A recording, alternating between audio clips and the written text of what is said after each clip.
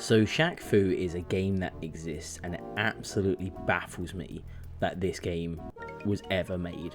It's so weird, but I kind of like this game. So my name's the Retro Gaming Goose, and welcome back to another video. And this week in Who Remembers series, we're just going to talk about Shaq-Fu. It's such a strange game. So Shaq-Fu is like a hybrid of like a kind of adventure game, but mainly like a 2D fighting game. A bit like your Mortal Kombat or your Street Fighter sort of thing, based in a weird Kung Fu universe that Shaq gets transported in. On the screen at the moment I've just captured some images of the game, and you're just going to have to watch it through some of the footage here, because this is the story, this is how the story is displayed to everyone. So this was first released in 1994 for the Sega Mega Drive and the Super NES, and was kind of polarizing to critics at the time. It's a bit, a lot of people loved it, a lot of people hated it. I think more critics hated it, but it's kind of got this weird cult following now, probably because it's just such a weird concept of a game. Now, I'm not a huge basketball fan, but I've never really known Shaq to be someone that is a Kung Fu master. He might have loads of black belts and martial arts training, but I have absolutely no idea. But he seems to have a game based around a pun of Kung Fu called Shaq-Fu, and it's just crazy to me that this exists. Playing the actual game, it's alright. I don't mind it. I quite like the animation style. I think it's pretty fun. It's pretty fluid. But it gets a bit repetitive, and some of the enemies can be really hard, like unfairly hard.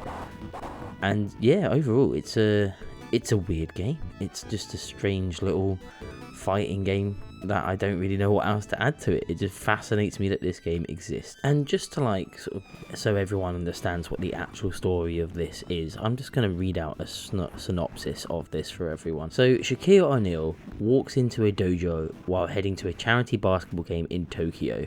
After speaking to Liao Tzu, a martial arts master, Shaq goes into another dimension, the second world, where he must rescue a young boy named Nezu from the evil mummy Set Ra.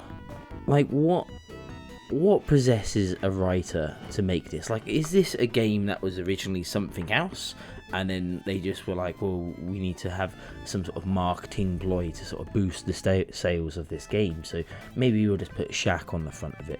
I don't really know. I don't know why it exists, but it does, and I think the world's better off for it. So as you can see from the footage, every time that you meet, you have like this overworld that you run around, and then you go to different areas, which can be quite hard to find the areas.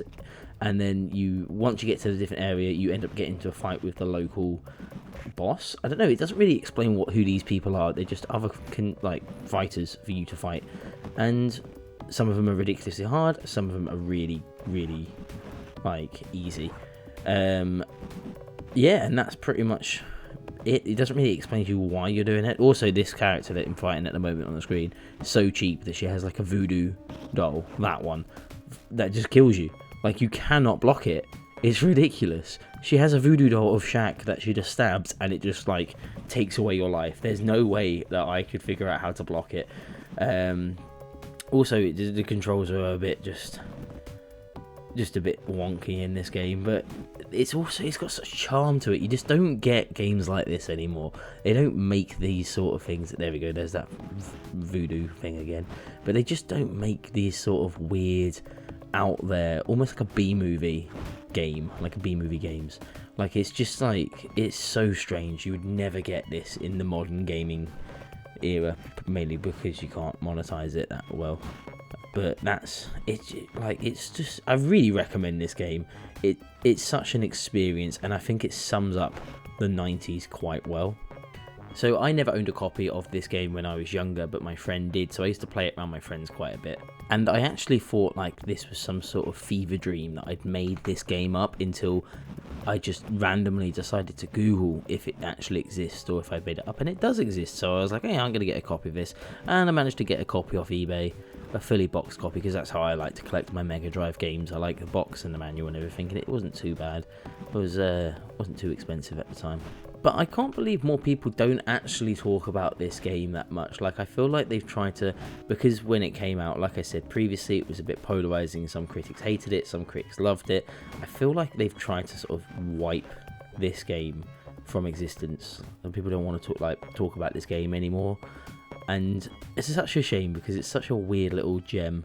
And I've been reading a few reviews that came out about this game at the time, and it's actually been put on so many like worst game of all time lists, and I don't really get why, because I've definitely played worse games than this. I feel like because it's such an obvious cash grab, people were very negative about it at the time, but looking back at it now, it's okay. Like, I've definitely played worse games. Like, I've 100% played worse games than this. And I was actually really surprised to find out the game got a sequel called Shaq-Fu, A Legend Reborn, which was released in 2018 for Switch, PS4, Xbox One, and a few other platforms. I think it was released for mobile as well. I haven't played that version, but I kind of want to now that I've played this quite a bit. So I don't know whether it's just like a redub or if it's like actually a brand new game.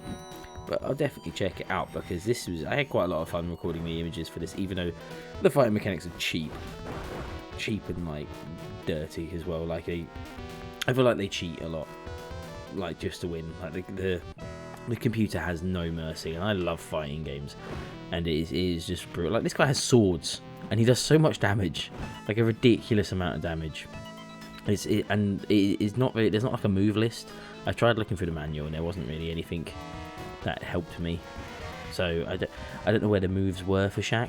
He seems to have like a fire punch, which I just randomly discovered, but I don't think that's just a move. I think that's just the animation makes it look like a fire punch. Who knows? I don't, so I just mashed my way through this.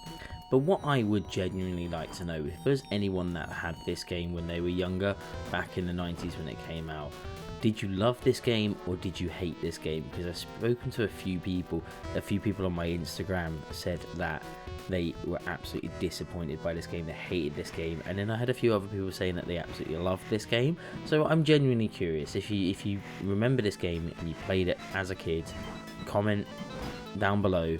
Did you love it? Did you hate it? I'm really interested. Like, I genuinely want to have a conversation about this game, because not enough people talk about Shaq-Fu. It's so weird. But yeah, that's Shaq-Fu, a game that came out in the 90s. That's one of the strangest and amazing things to ever exist. I love this, and I think it's also incredibly cringy. And yeah, I don't know what else to say. That's it. That's the game. It's just Shaq-Fu.